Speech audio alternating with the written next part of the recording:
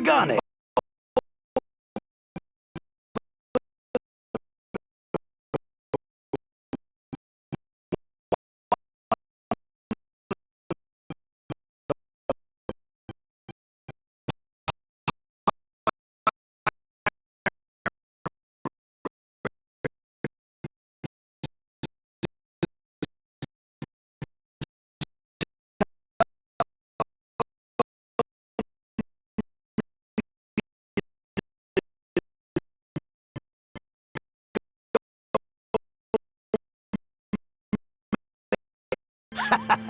You're too funny.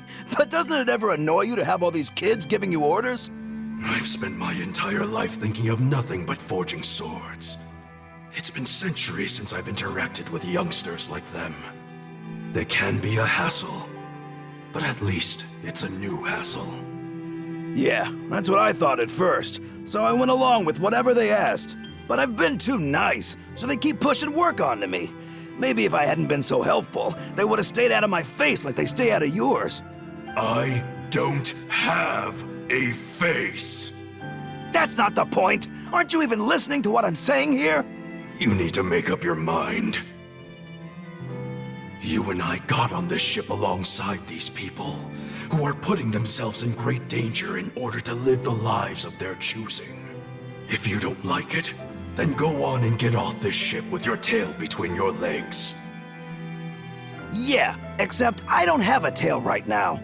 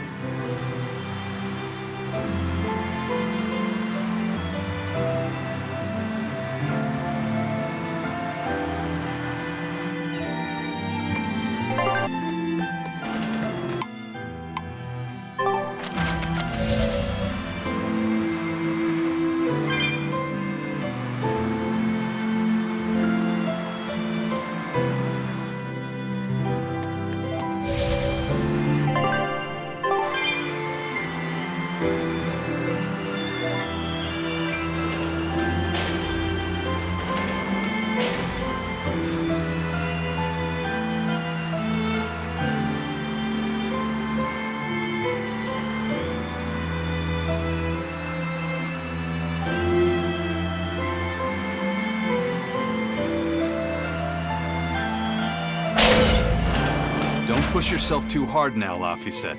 You hear me? I hear you. I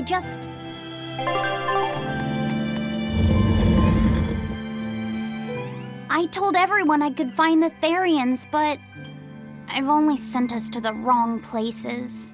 Aizen, is there any way to boost Amalok's powers? This.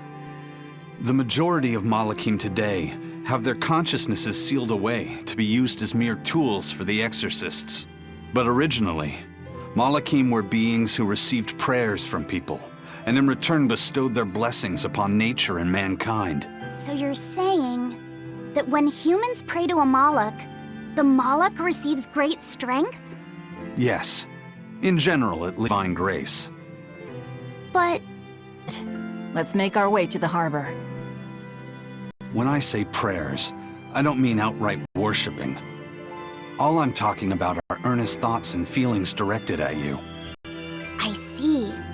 So I'm already receiving prayers then.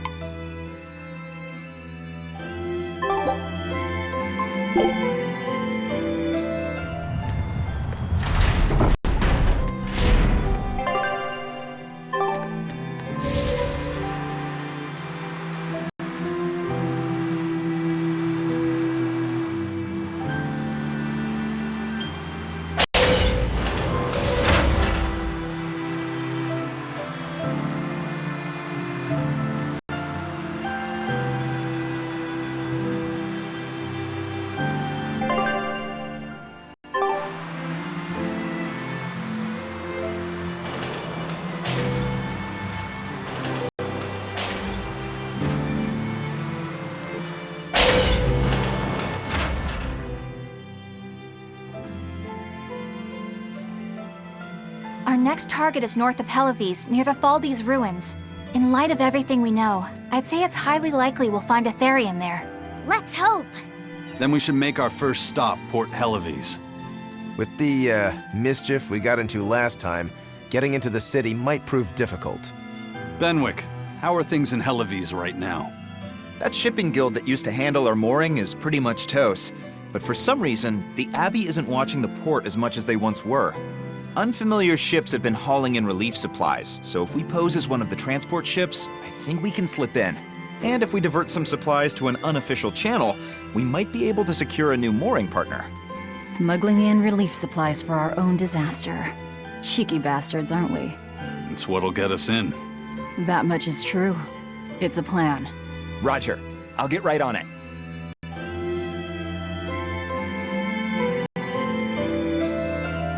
Hey, Eleanor. Abbey exorcists don't pray to their tethered Malachim, do they? You mean something besides our oaths? An oath is a magical formula that grants you power in exchange for binding you to a rule, right? Yes, simple. They bestow their blessings upon people and nature. Eisen told me that we Malachim grow stronger when humans pray to us. Prayers and blessings? I've never heard of that. I used to think the same way as the other exorcists. Malachim are merely tools that allow us the use of arts. Yeah, that's what I figured. But Innominat is different.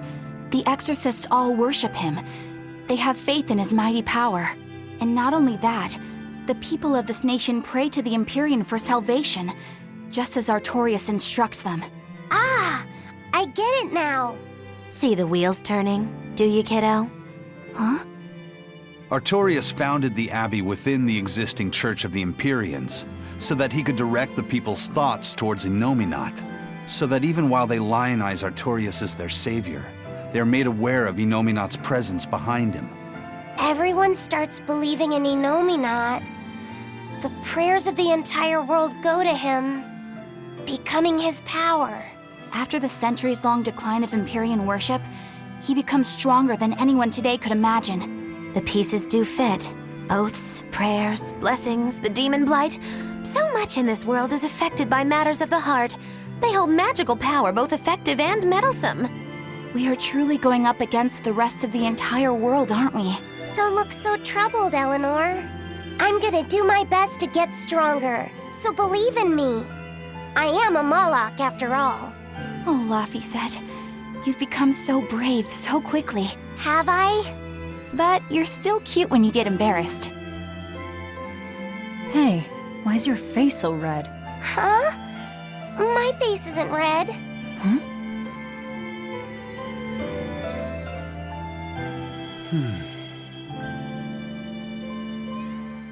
Hey, Eisen. What's it feel like to get a letter? I don't feel anything, nor do I want or need to. There's no joy in receiving these things. Huh? Why not? Don't be so shocked. Look, it's just an invoice from the turtles. What's the big deal anyway? Do you wish you get letters too? Yeah. But I don't have anyone to send letters to. Let alone anyone who would send me any. Laphicet, I've got a letter for you. What? Really? Who could it be from? The sender is... Bienfu? Yep. You got a letter from yours truly.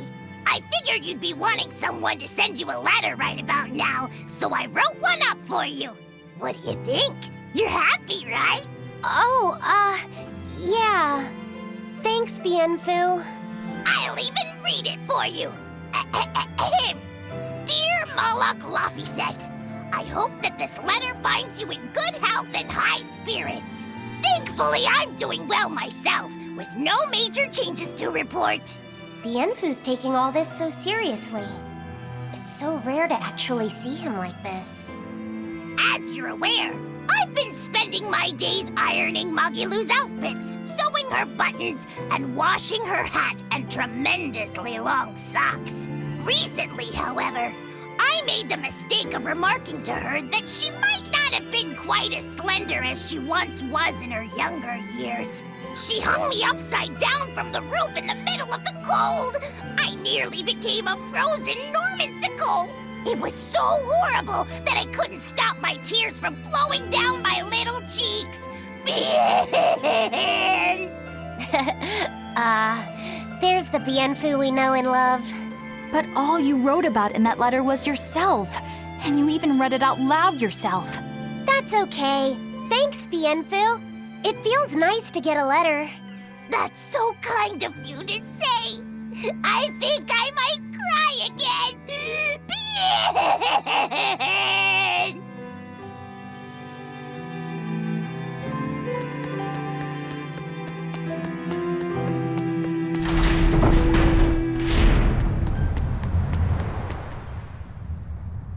We've loaded everything bound for Helaviz. With that much trade, I doubt anyone will suspect us. Any idea who can give us cover for docking? Not anyone in particular, but recently the power and influence of the Helaviz Fishermen's Guild has caught my eye. The Fishermen's Guild, huh? Let's bring them some extra relief supplies. Fuel, drink, and as for the drink... 12-year-old amber draft. The sailors of Helaviz have an eye for the stuff. You heard that from Dial, I take it. He's got a sharp eye. He took a bottle in payments, but I say we turn a blind eye to it. We thought we were the best at this kind of thing, but having him around has been a real eye-opener. Okay, but tell him if he takes a second, he'll pay for it. Eye for an eye. Aye, aye. I'll keep an eye on him so that he doesn't sneak off with another bottle.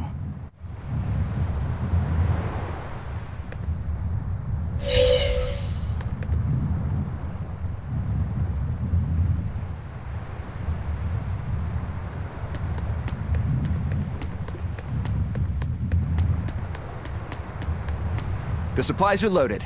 We can make for Helaviz whenever you want. That was fast. If we weren't hard workers, we wouldn't be sailors. Eleanor! Oh, what's wrong, Kamoana? She said she had a dream about her mom. When Mommy saw me, she said I looked scary. That she didn't want a scary little girl like me. Your mother would never say that, sweetheart. But how can you be sure? Well, how do I put it? I know because I know. You're just lying to make me feel better.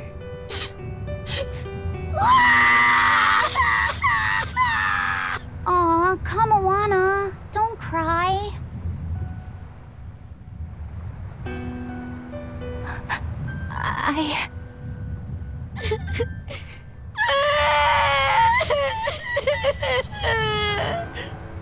Oh, this is the part I hate about little kids.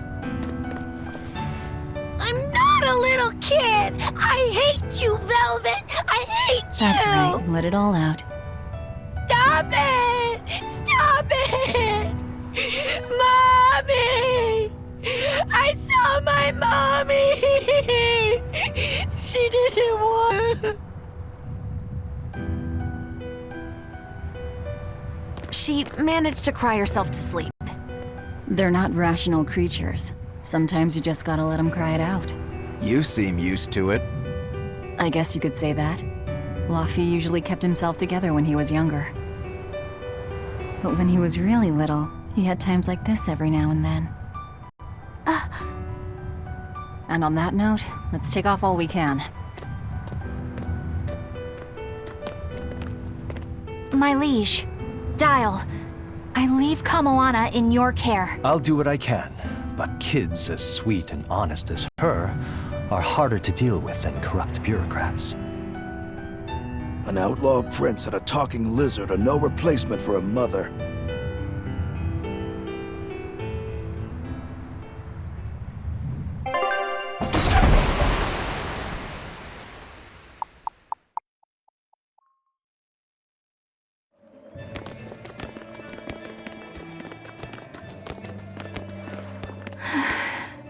I do hope Kamoana isn't crying anymore. Yeah. Shush. How long is it going to be before you send in another exorcist to replace Lady Teresa? With these demons clamoring at our gates, none of us feel safe anymore. You have our deepest sympathies, but we were sent here on a different mission. That's what the last exorcist who came here said before leaving for the north. What could be up there that's worth all that attention? Surely we're not all being punished by the Abbey for what happened with Medusa, are we? That is not the case. Now, if you'll excuse us, we have business to attend to.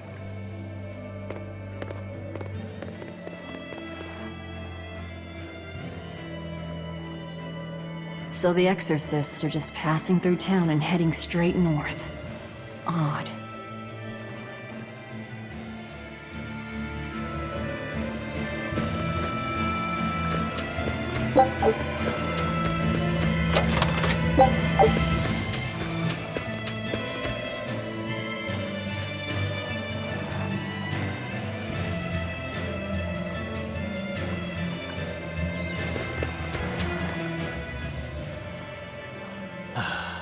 Ever since the Calamity showed up, everything's just gone to pot, I say. Calamity?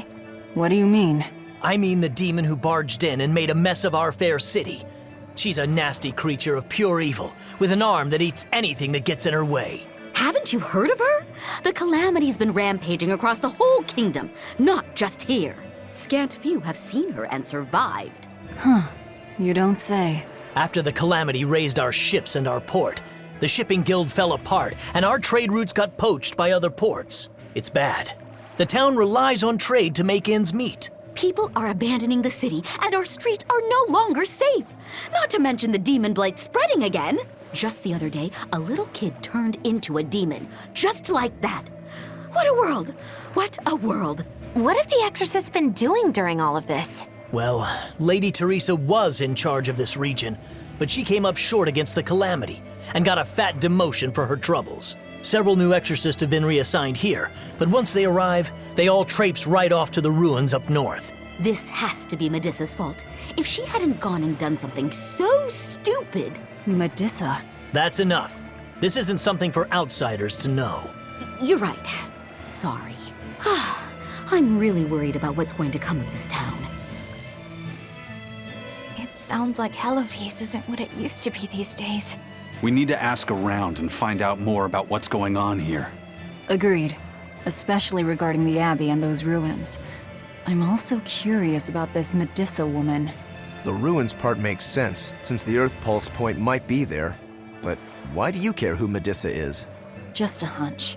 Something tells me she's worth looking into. You're not gonna look into this Calamity chick? She sounds like a real terror. Yeah, I think I'll pass. I already know plenty about what makes her tick.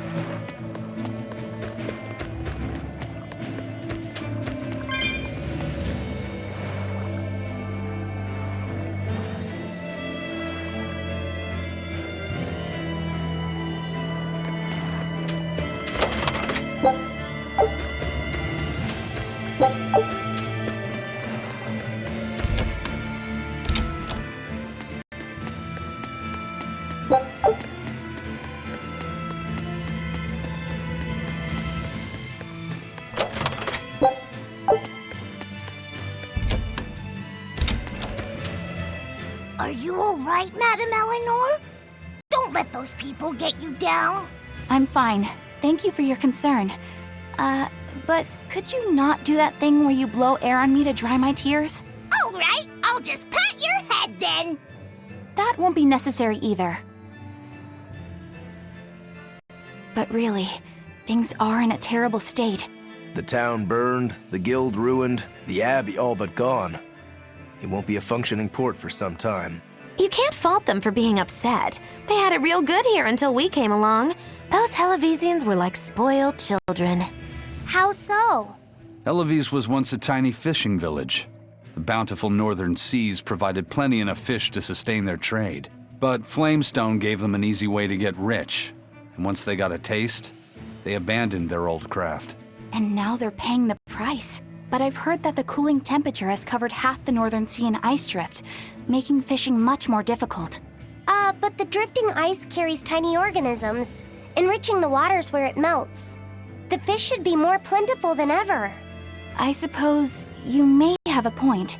We're ones to talk after what we did, but taking the easy path, then complaining as soon as it gets hard, that seems...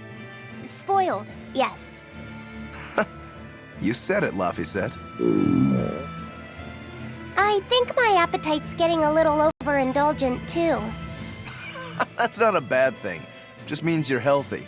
Giant squid come to these waters in this season. Should I ask Benwick to fish some up? Yeah, and some normal octopuses, too.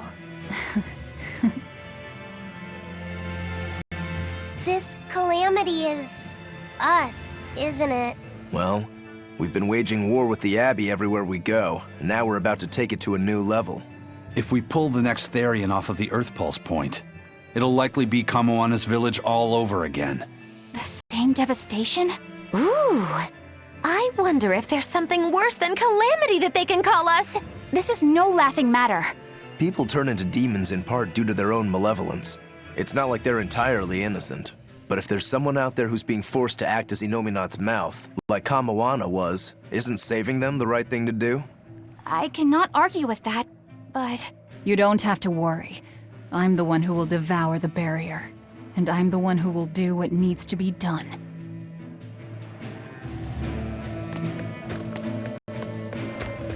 The demon attacks have ground trade to a halt. But people are slowly starting to fish again. Are you a fisherman too? Aye. This town got swept up in the recent trade boom. But back when I was a young lad, this was a fishing port through and through. Ever since the shipping guild took over the docks, all of us fishermen got muscled out. Making this a commercial port has helped the town grow. But a lot of people weren't so happy with the guild. It's too bad everyone couldn't just work together. Once money gets involved, people change. That's true no matter what age you live in. The people know it's the ones making the money who lead the charge, but we follow anyway. It's human nature. I hope everyone changes their minds once we start rebuilding. But who knows what will happen.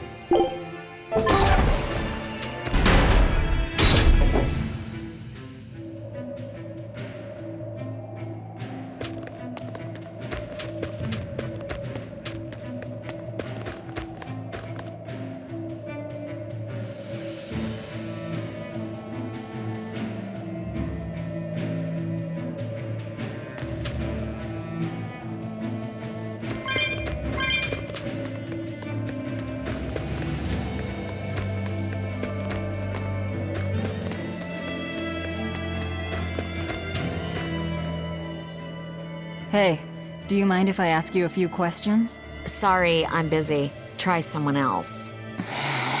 Excuse me. My name is Eleanor, and I'm an exorcist on patrol with the Abbey. I was wondering if I could solicit your honest opinion about how this town is being run. Oh, I didn't realize there was an exorcist with you. Yes, please tell the Abbey we want Lady Teresa back. Her governance was strict, it's true, but at least we could live in safety. Now, all the exorcists run off to the Faldi's ruins and leave us here in the lurch. They value some dusty, faraway ruins over the lives of the good, hardworking citizens here. It's just wrong. We've always been cooperative with the Abbey's demands, and now this is what we get in return. I see. The Abbey appreciates your, candor. I'll pass your comments on to my superiors.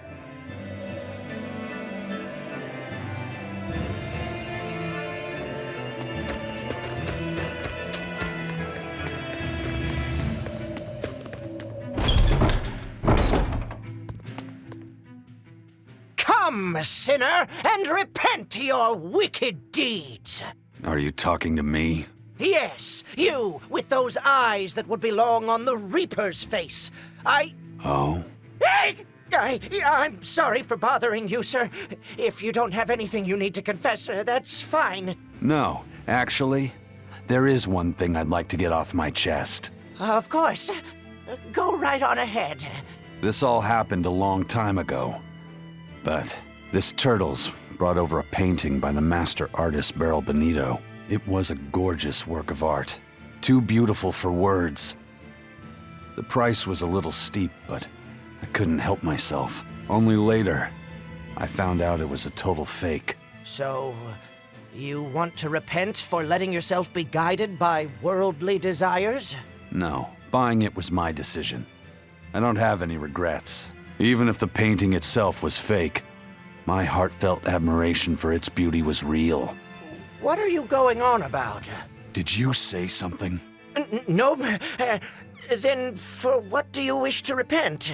The truth is, when I saw that painting, I didn't have enough money on me. So I swiped 100 gold from my little sister's hidden savings. That's the one part I wish I'd done differently.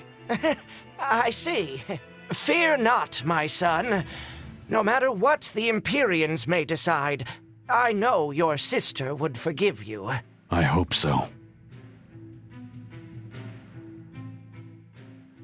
Come, sinner, and repent your wicked deeds. Do you mean me? Yes, or at least I would. But perhaps you're too young to have done anything to repent. No, there is something. I've kept it a secret so far, but I'll confess it now. And I shall listen, my son. Not too long ago, I found a slug in the forest. And I read in a book that if you sprinkle salt on a slug, it'll shrink. I wanted to try it out for myself. So you sprinkled salt on the slug. It's true, that was not a good act. But if the experience taught you to respect life and its fragility, then the slug's sacrifice was not in vain, and... No, that's not what happened. I messed up and I put sugar on the slug, not salt. And then the sugar attracted a whole bunch of ants to the slug. And it was awful. Ugh. I'm so sorry, Slug. You didn't deserve that. It's okay. I forgive you.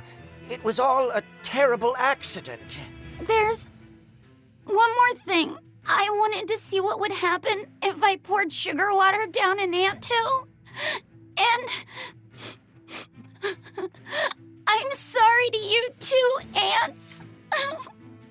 Kids can sure be weirdly cruel sometimes.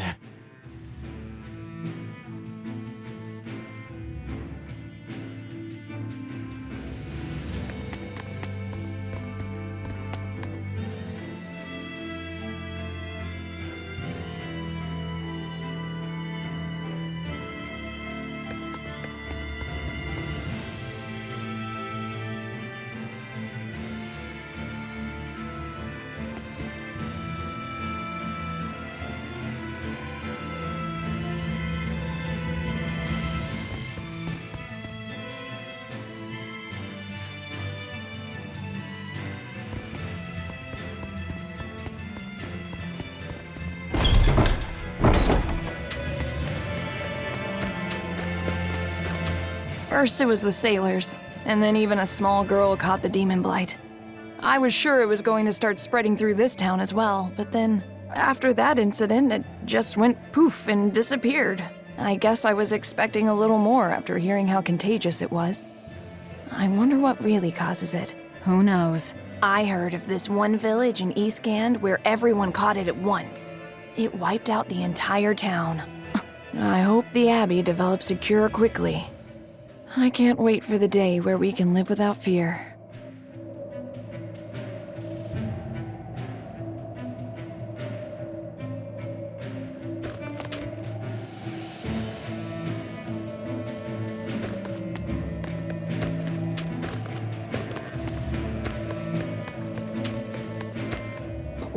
poor Medusa. Are you a friend of hers? Yeah, she used to live just down the road from me. Medusa raised her daughter Diana all on her own. And then they up and murdered the girl. Murdered? By whom? The exorcists. Once Diana caught the demon blight, the damned abbey exterminated her like a rat. How cruel. I felt just terrible, but I suppose there wasn't much else to be done with her. But Medusa, she hated the abbey for what they'd done, so she barricaded herself inside the sanctuary. She just kept on screaming, all like, demons have feelings too. What happened after that? I wouldn't have been surprised to see her executed, but luckily, she was spared that much. An exorcist stopped the guard who was about to cut her down, said, "Don't kill her, she's receptive." Receptive, huh? I think that's their way of referring to her deep faith. Before all this, she was a real devout lady. That was certainly kind of them. Medusa really cherished her daughter. Can't much blame her for blowing up like that. But the Abbey, they don't care so much about feelings. Reason is all that matters to them. They don't take kindly to people disrupting their order.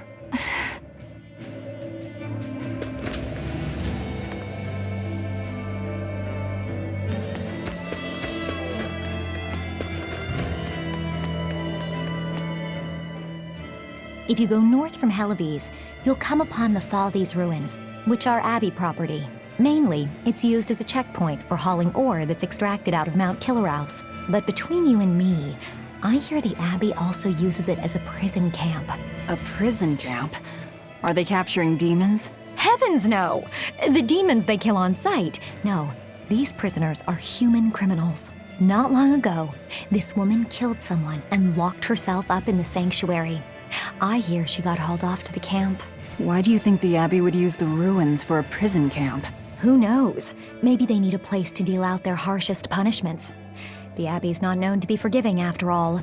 But these are just nasty rumors I heard. Of course, I don't believe a word of it.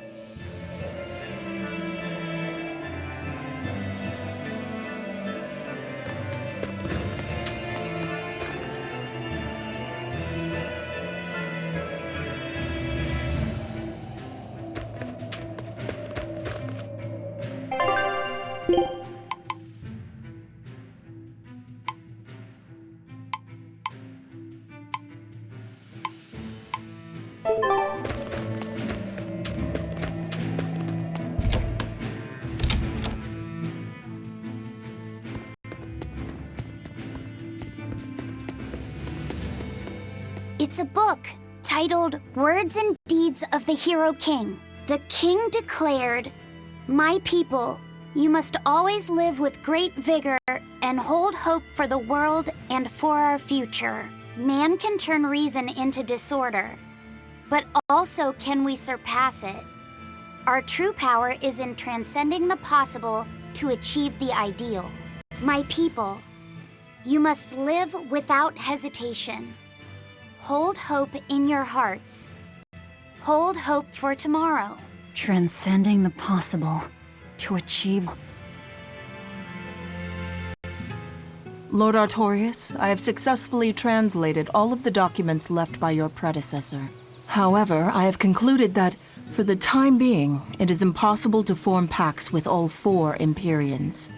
As I feared, not even my predecessor could achieve more than 2. I suppose using the 5th Empyrean is my only option. Is that even acceptable?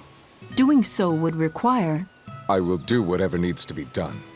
I betrayed my teacher. I betrayed the mission he gave his life for, that he entrusted in my hands. For a time, I thought I could bear the weight of my sins and go on living, with Celica by my side. But now, she's gone. Yes. Man can turn reason into disorder, but also can we surpass it? Our true power is in transcending the possible to achieve the ideal. I must bring about the ideal world. I couldn't protect the people I loved. But this, at least, I will accomplish. Arthur? Huh? What is it, Velvet? Were you just talking to someone? No, I was just thinking out loud. Oh, okay. I finished making dinner. Tonight is prickle boar stew. Plenty of meat, but not too heavy. Sounds great. Let's hurry on back home then.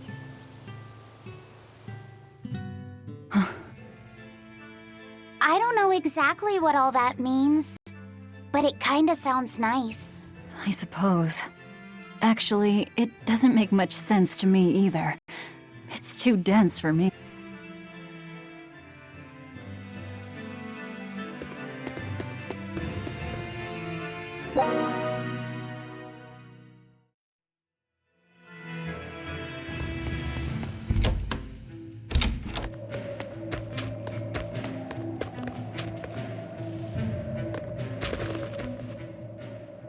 I can't believe the demon blight has spread into the city now. Scary times. Well, the one who caught it was a little girl, so they were able to deal with her before anything bad happened. But the problem was that the demon girl's mother tried to hide her. That's only human nature. These are dangerous times. We dare not let our emotions control us. One person's selfishness could endanger the entire community. Right. Thankfully, an upstanding citizen noticed something suspicious and reported the child to the Abbey. But the mother went mad and killed him in retribution. And what makes it all the more lurid is, I heard the man she killed was a fellow she was actually thinking about marrying. The daughter had been dead set against her mother remarrying. You can taste the irony. That's horrible. She had it coming. If there's anything worse than demons, it's people who can't control themselves. So, Diana was a girl turned demon who was killed by an exorcist. And her mother Medissa hated the Abbey for it. And the Abbey is using the Faldi's ruins up north as a prison camp. It's a lot like what happened to Kamawana, isn't it? It's natural for a mother to love her own child. To make that a crime. What I'm curious about is the use of the word receptive to describe Medissa. So long as there is one receptive to divine power, Therians shall be forever reborn. If our interpretation of that ancient book is right, it likely means she's receptive to Inominat's power. Meaning they brought Medissa to those ruins where there's an Earth Pulse point, and then they made her into a Therian. That would certainly put all the pieces together, yep. Plus, if this Therian the Abbey created already hates them, that's all the better for us. Yeah, I imagine she'd be willing to work with us. Although, it sounds almost too easy. Did I jinx it? I just jinxed it, didn't I? Probably, but we won't find out until we try. True. Let's head for the ruins. And don't worry, you totally jinxed it.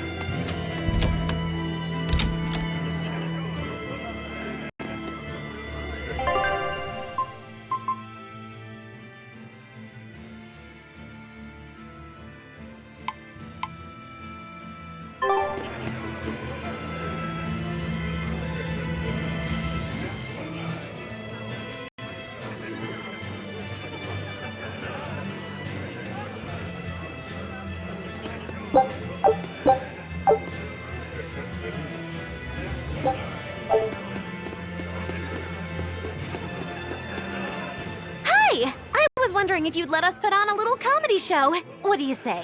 Sounds good to me. Just try and keep it low-key. I don't want to attract the Abbey's attention. Ha! That's a tall order. Wherever we go, the boy and I have him rolling in the aisles. The boy? Wait, you mean me? I sure do. I'll play the straight man, you play the funny one. Don't sweat it. Even if you mess up, you'll be adorable. The audience will just lap it up. Did you memorize the script I wrote you? Yeah, I think so. Great! I knew you could do it! But if you merely follow the script and adhere to its every word, you won't be very funny. You need to ad-lib in your own style. For you, that's buttering up the audience and winning them over. Ad-lib? I'm not sure I can do that. I have faith in you, kiddo. You're gonna discover a part of you that you never knew existed. Just focus on finding ways to charm our audience. Okay, I'll see what I can do. Oh, right! Then let's get this showing.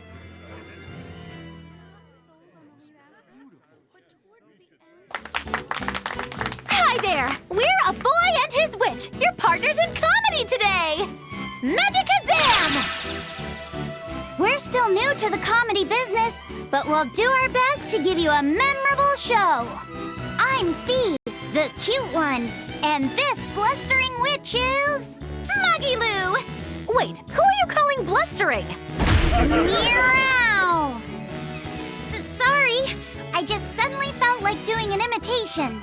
An imitation? Like, of a cat? Not just any cat, a nearby cat. Meow! You're losing them. Time to go on our charm offensive. Roll with it, kiddo. Every slip-up is just a new opportunity in disguise. See? It's supposed to be a pun on how cats sound and how near is pronounced. I didn't actually hear a nearby cat meow like that or anything. He's explaining the joke? Are you going crazy, Laphicet? What good does explaining a bad joke do? But you told me to ad-lib to try and win our audience over, didn't you? I figured maybe if I explained it to them, they'd get the joke and find it funny. Just stop. Even if they get the joke that way, it's just going to be sad. I don't mind that. I'm not afraid of messing things up. I just want to make sure our audience feels valued. No, you have the right idea, but... I guess I should mention, Moggy Lou's the one who came up with the script. She just made me come and act it out. I don't care if it made the audience happy, you just sold me out! I can't work with you like this. No way! I'd say we got a lot of ad-libbing into our routine today. How was the show? I'll just say one thing. You need a better writer. It wasn't me.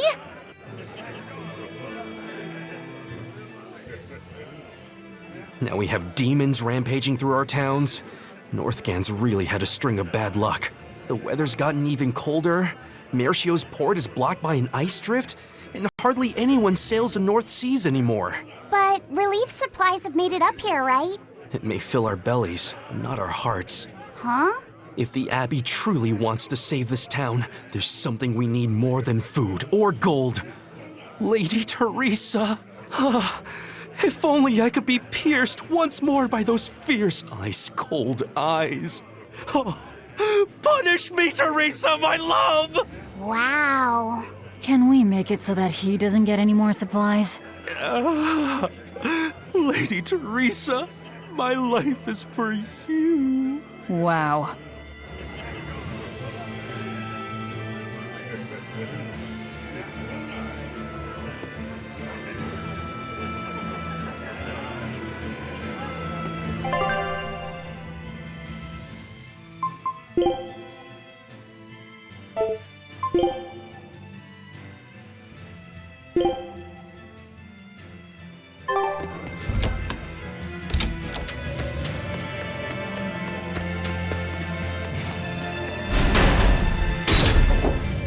The Faldi's ruins are north of Helives. The Earth Pulse point is to the north, too. Probably in the very same place. Helives is different now, isn't it? Maybe, but you've changed too. True. When I first met all of you, I never could have imagined I would go on such a journey. I could barely even think then. But then Velvet let me keep this compass. And Aizen and Rokuro taught me to be myself. They certainly did. And look at Dial. He's a regular part of the Von Altia's crew now. Even Restless Bienfu and Grimoire are now part of our merry band. Yep. Hey, aren't you forgetting someone? Oh, and the prince and his hawk, and Kurogane and Kamawana are with us. Listen, I've got more part in this tale than any of them. Hush. Whatever I'd say, you'd say it doesn't matter to you. At last you begin to understand me. Magicazam!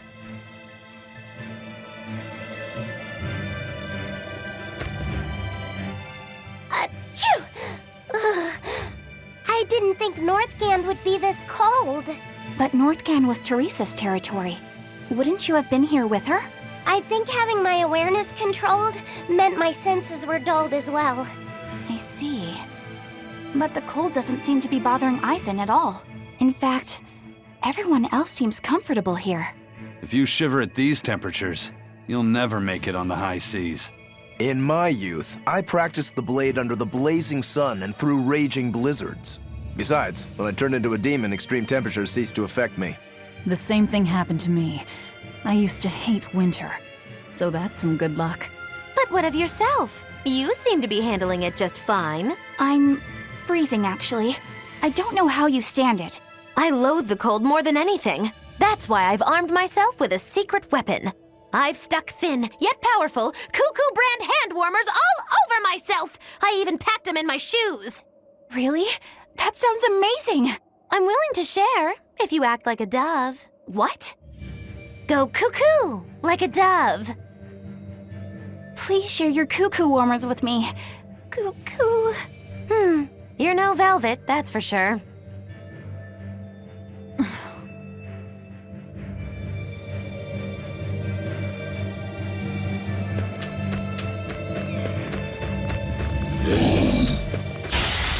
Up. Finish this quick.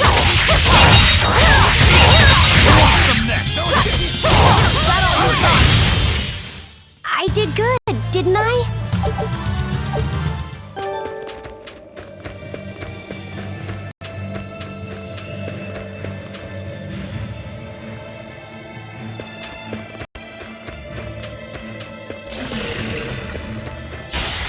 No.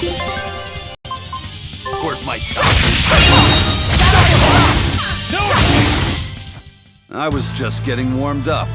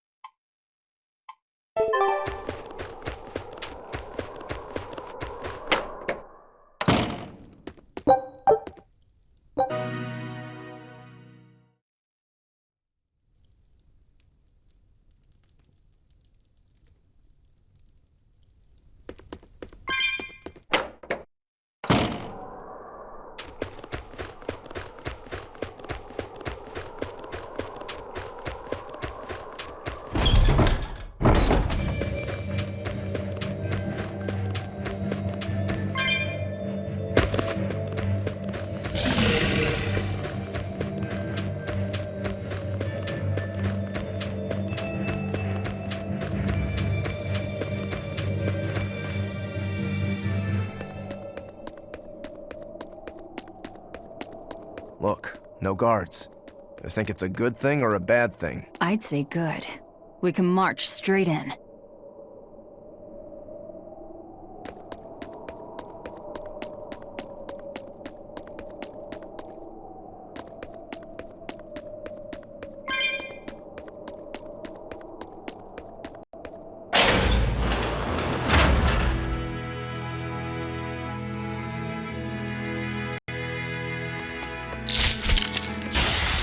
Move it! Or duck!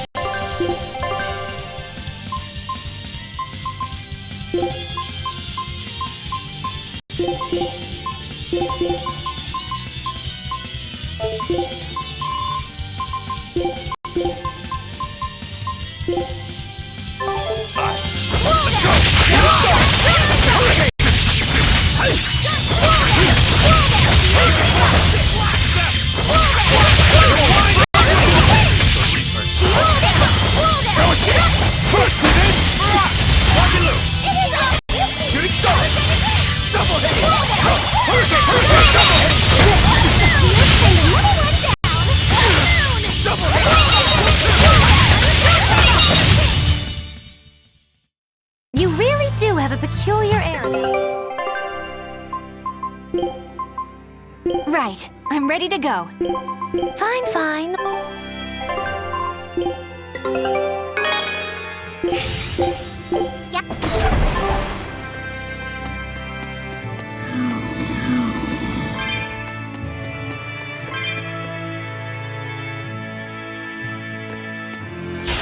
Poe is ready to fight. Ready to go?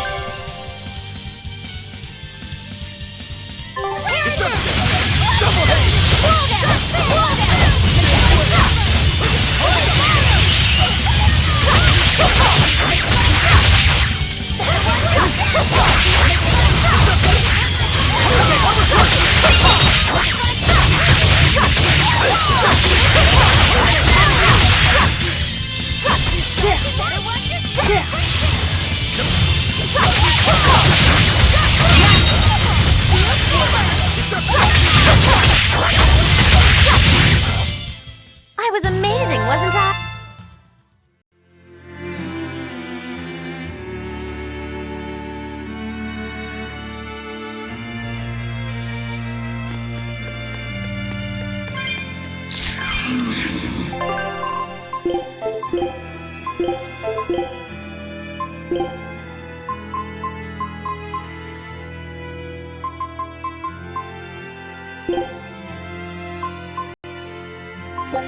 Good choice. Prepare for the Reaper.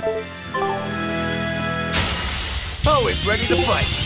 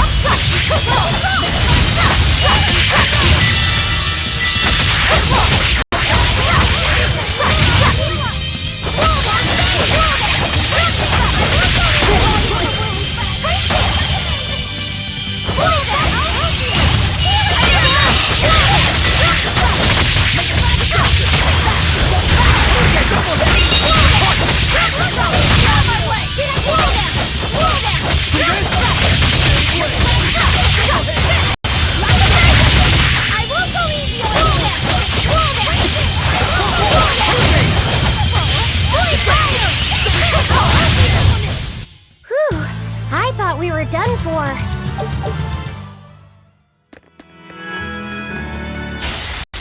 On to battle!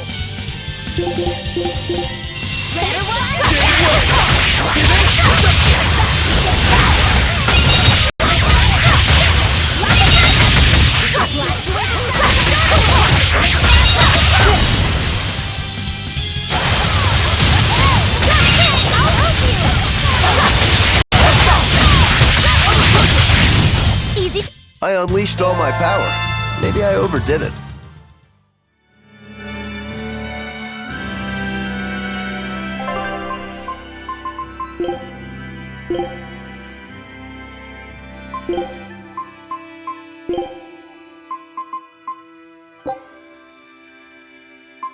Eat up. It's this. Wow, Eisen. Your palmiers are every bit as delicious as the ones you can buy from a baker. It takes a lot of time and work to get that good. They say it takes 3 years to master caramel custard, but 8 for palmier. I never figured you for someone who would be so passionate about baked sweets. What? So just because I'm a pirate, I can't bake? No, I didn't mean it like that. It's just that these are so good, and you made them with such perfect attention to detail. My sister likes palmiers. And she... Sounds like there's a story, if you don't mind us asking. You're right, there is. Back when she and I were living together, we went out to a human town where we discovered palmiers for the first time. My sister had never tasted sweets made by humans before, and she fell in love with palmiers at the first bite. After that, whenever I went into town, I made sure to pick some up for her. You picked them up for her? You mean you two didn't keep going there together?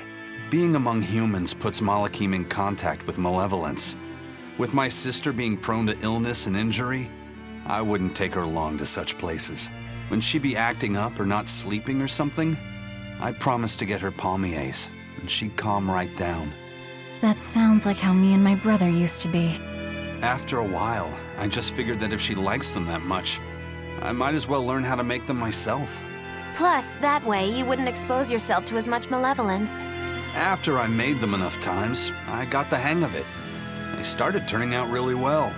But one time when I was baking them, the oven suddenly spewed fire out and badly burned my sister.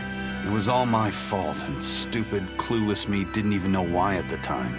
Crazy thing is, after I did what I could for her burns and put her to bed, she told me she wanted to eat the palmiers I'd made. They were burned to a crisp, but she ate those pastries like nothing was wrong. Then she smiled and told me to keep on making them. That's just like a younger sibling. He just wanted to do something for his sister, only to be confronted by how bad his curse is. That'd be really hard to deal with. She must realize by now what's going on with Eisen, right? Maybe she thought that he'd leave if she ever let on that she knew. And he left because he thought he could spare her from learning the truth.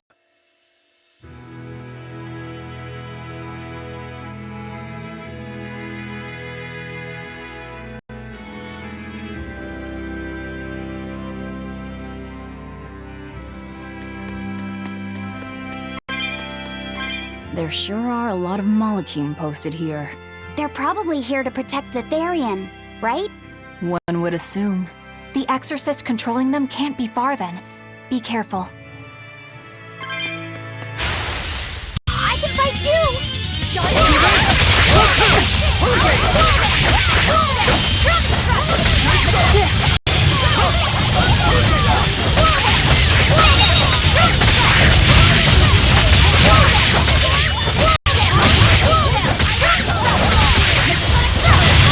One day.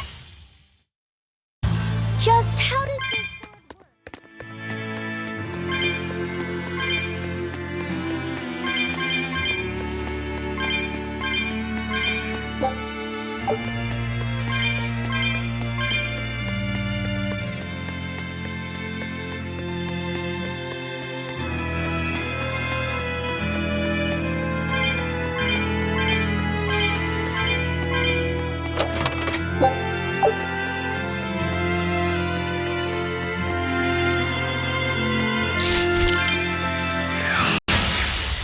Don't get careless! This way!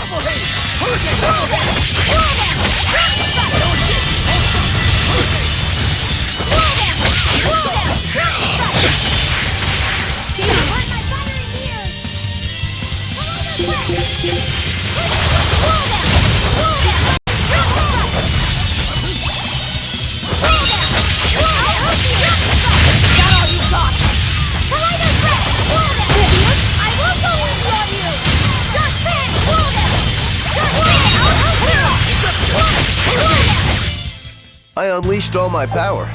Maybe I... On to battle!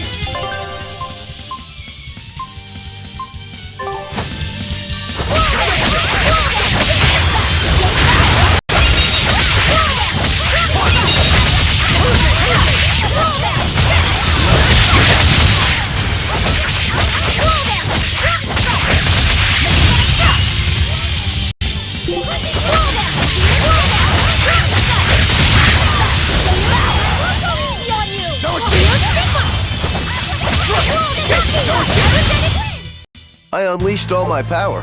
Maybe I over...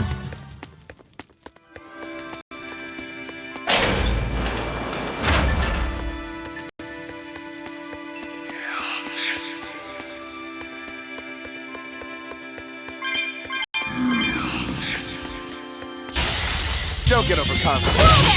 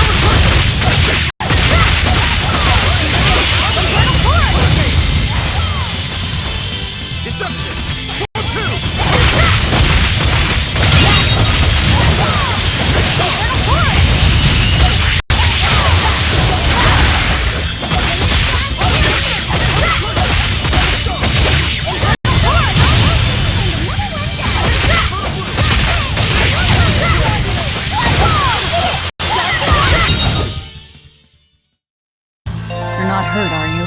No, I'm fine.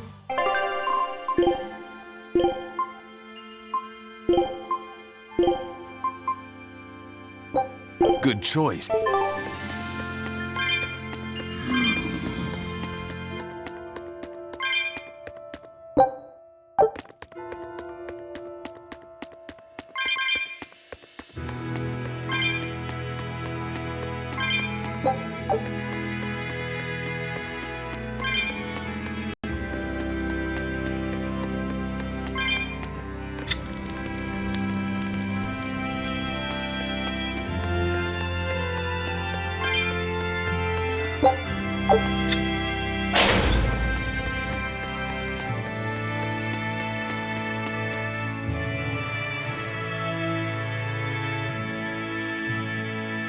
These ruins.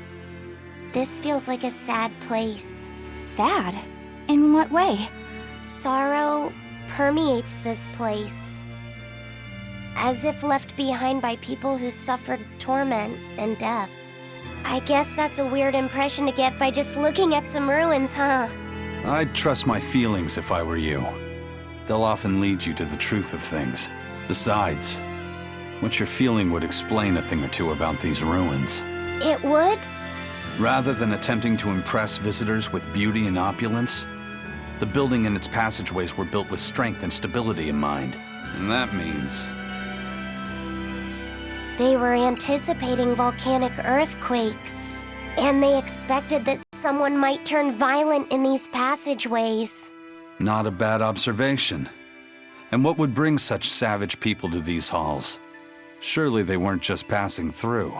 Then this passage must have led to somewhere. Some room or structure deeper within. A prison for the worst criminals. Or maybe a battle arena. And that's what gave you a sense of sadness.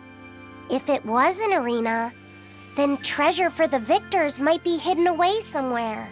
Why would it be hidden? Well, those fighter types might not have been all that nice. And the people who built this place seem to have been the cautious type.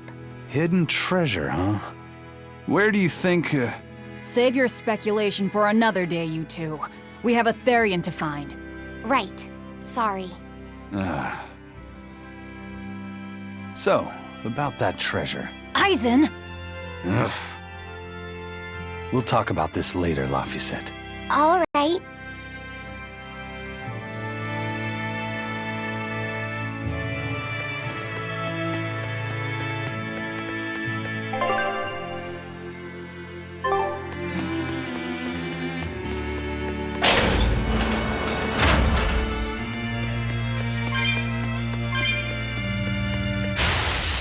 Let's get started! Wall them! In front of course!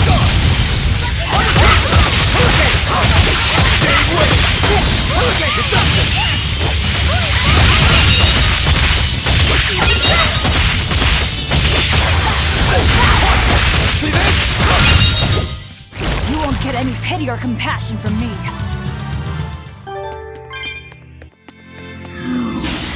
I can fight too!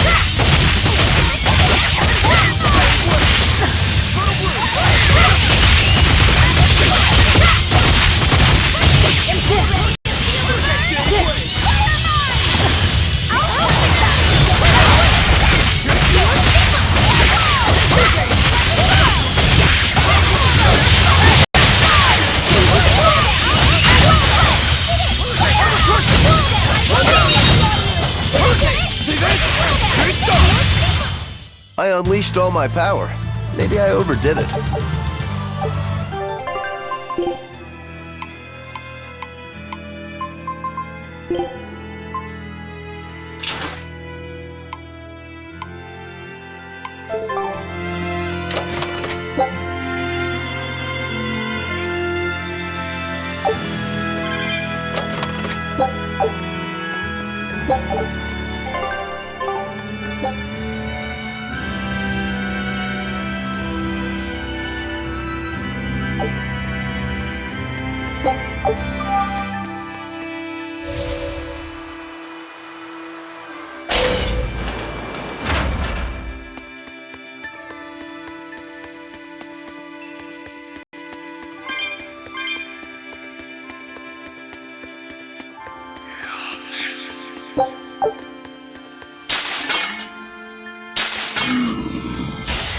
I can fight too!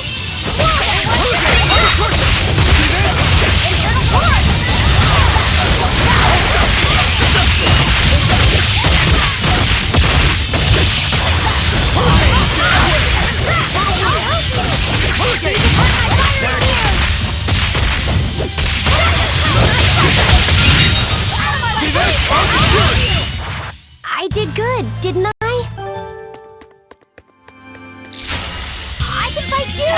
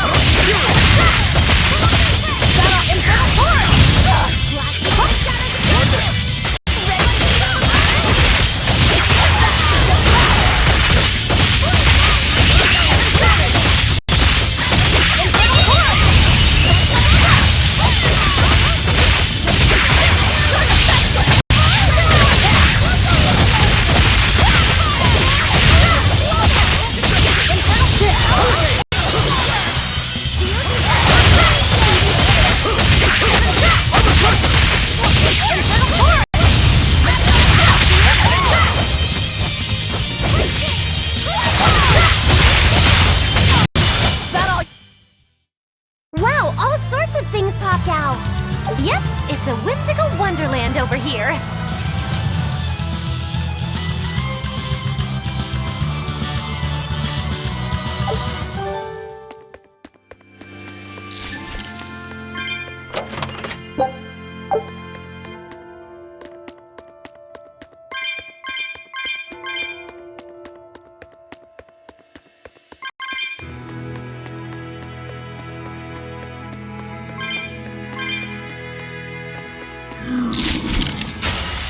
Let's do it! Our best!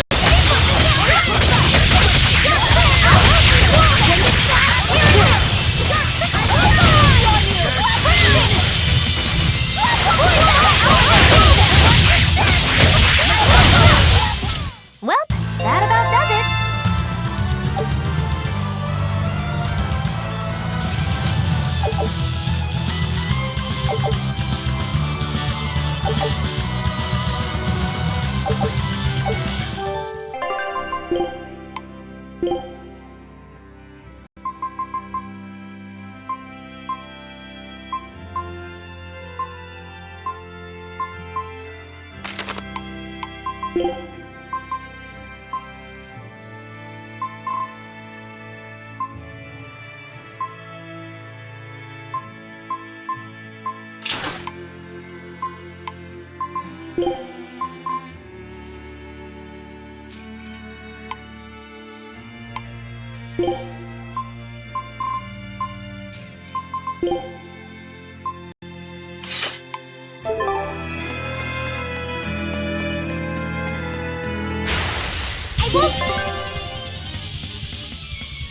away!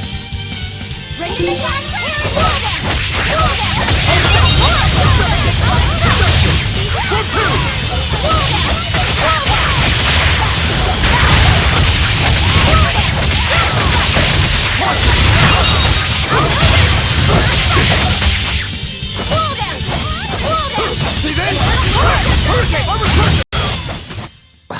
I won't improve by fighting weaklings.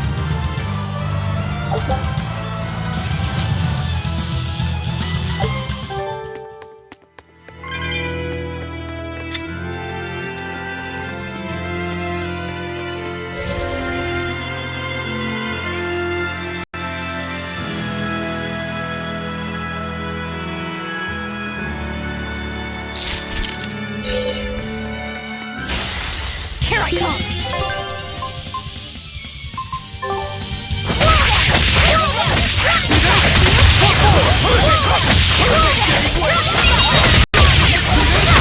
Shelling flash! Behold the arts of my ancestors! Ungiftized! Aaron!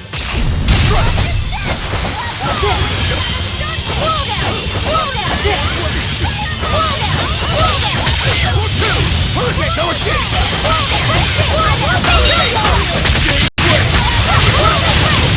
One down. Well, that about does it.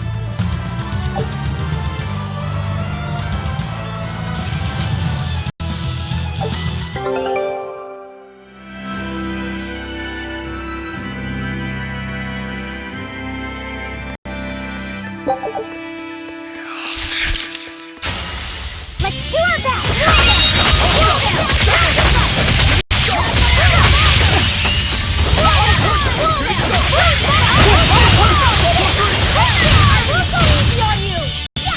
Blast away the shadows of darkness! I will go easy on you!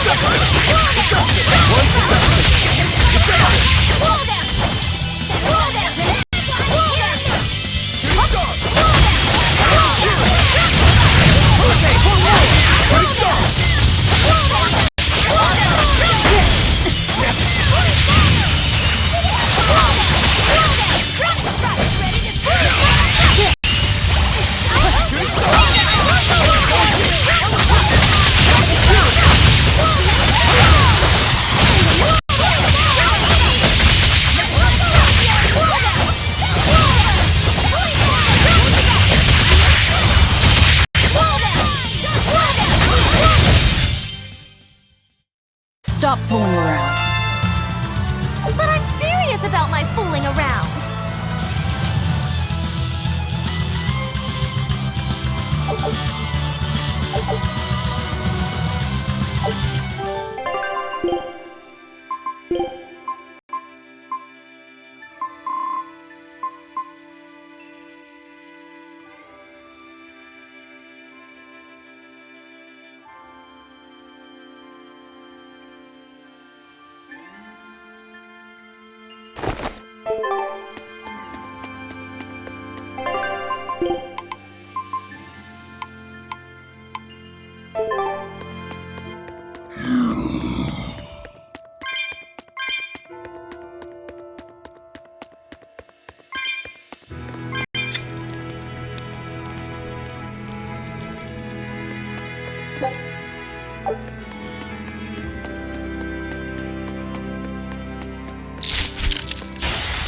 Here I come!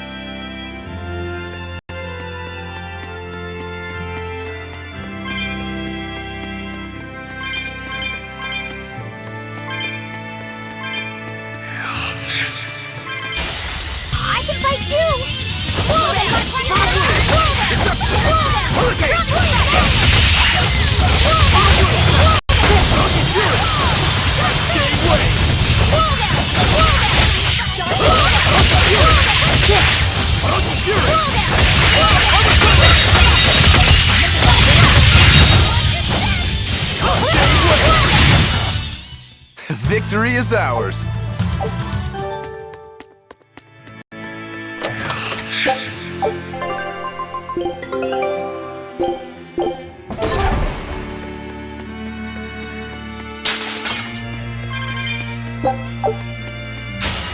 Guess it's time to fight!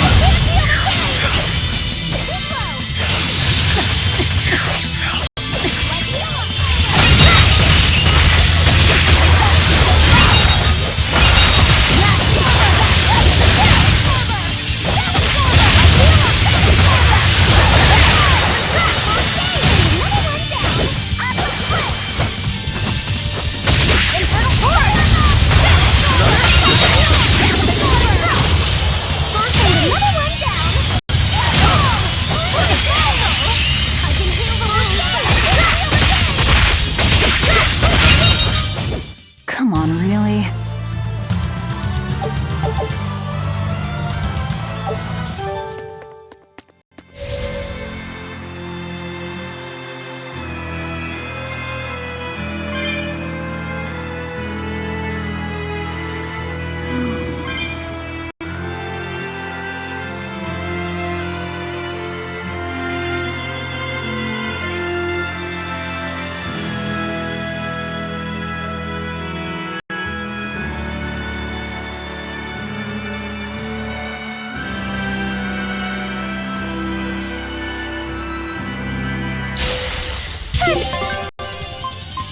The dish out spanking!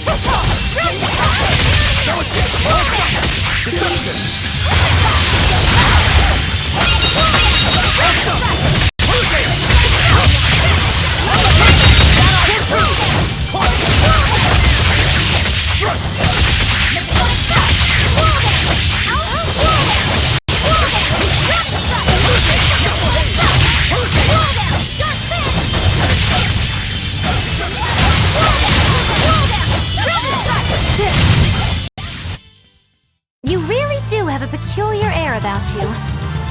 Yeah, I don't think you're one of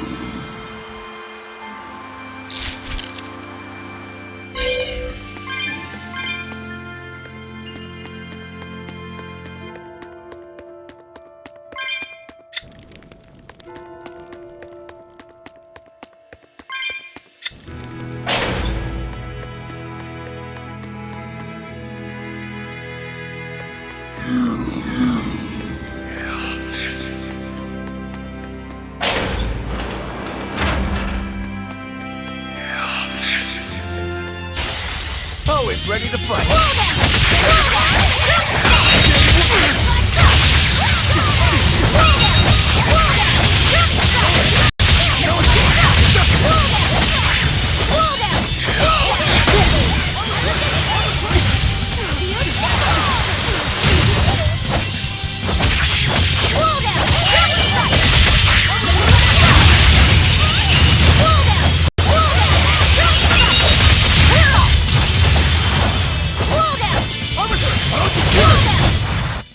Hey, is everyone all right?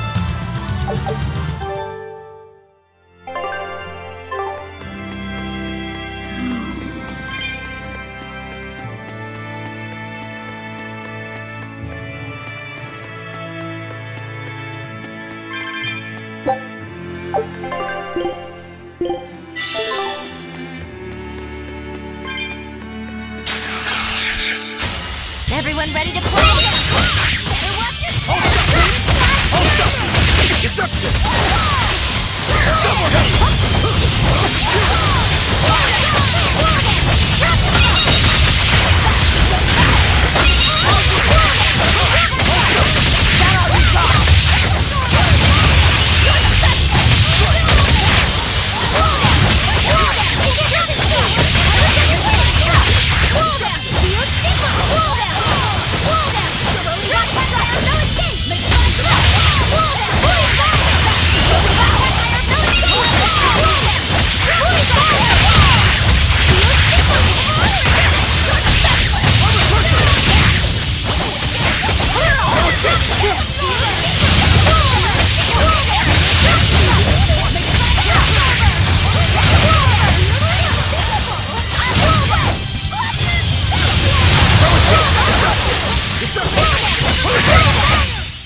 Well then, let's move on.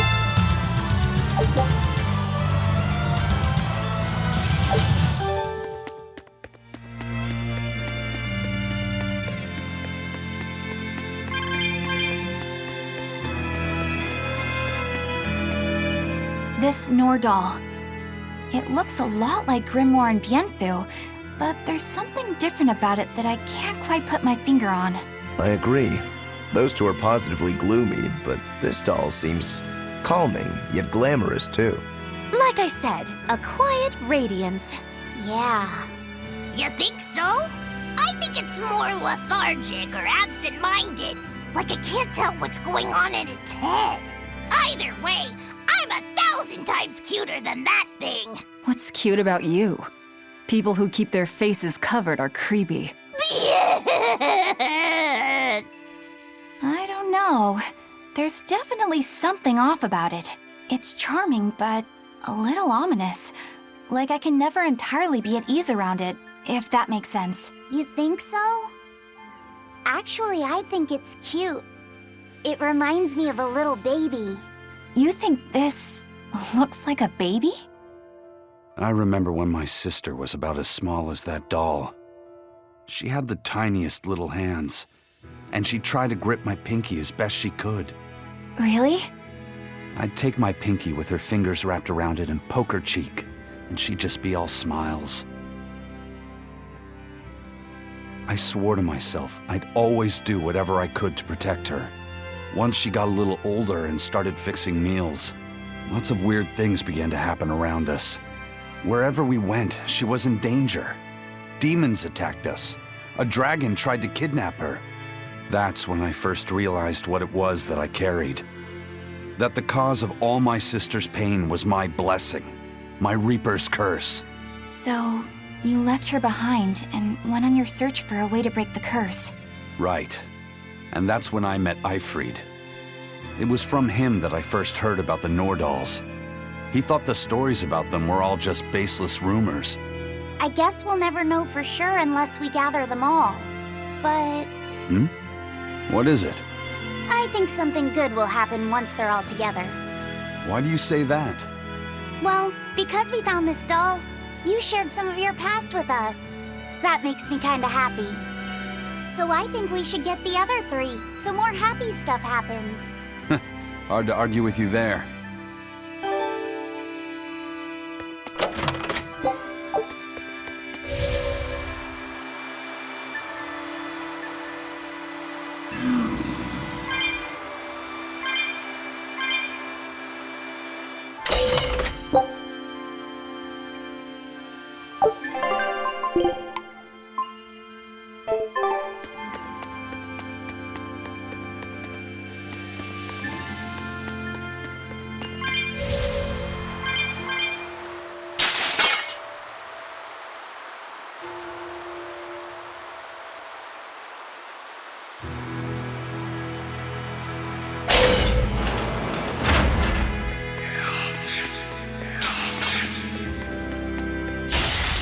Let's get started! Got you!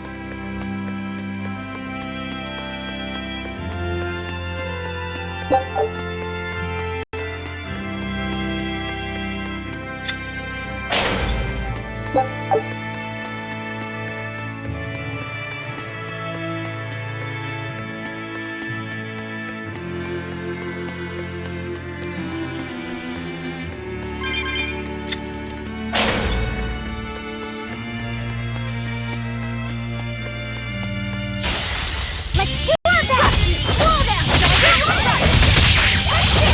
Better watch your step! Roll down! Roll down! Better watch your step! Roll down! Better watch your step! Roll down! Roll down! Let's go! Roll down! Roll down! Roll down! Roll down! Roll down! Roll down!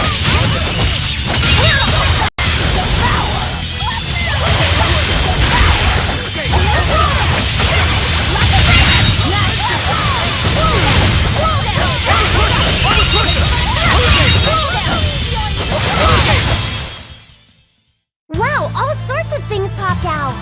Yep, it's a whimsical wonderland over here.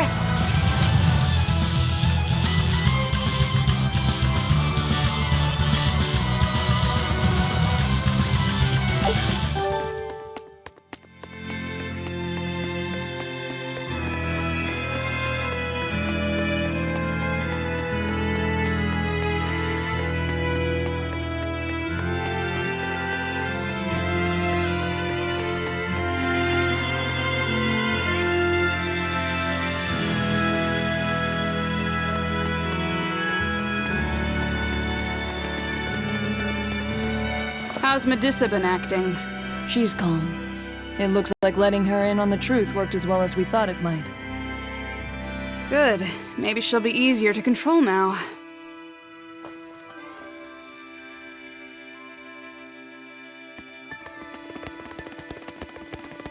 Halt! Who are you?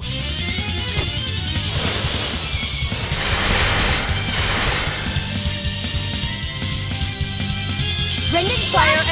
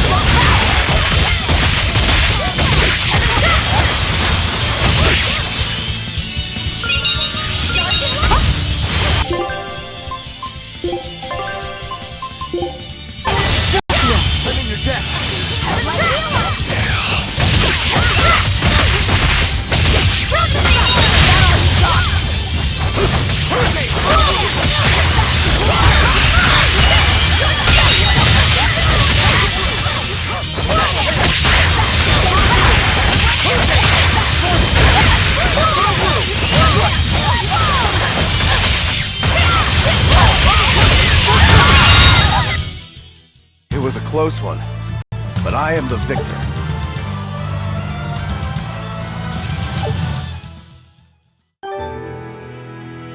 So, Medissa really is here. But what's this about the truth and controlling her?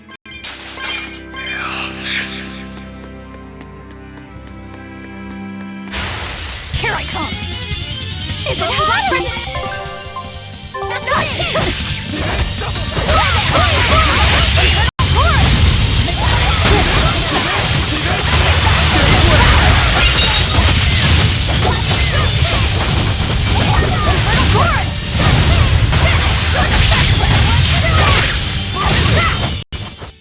Victory is ours.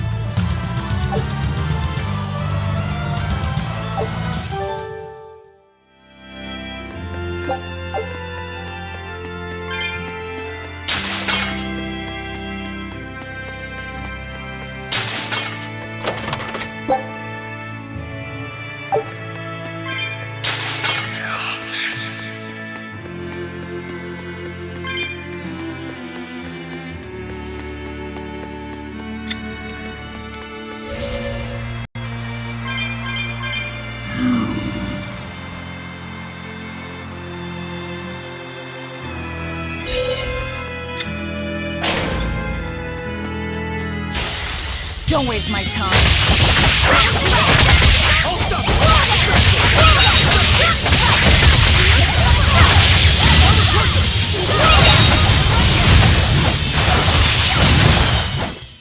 What's this? Are we...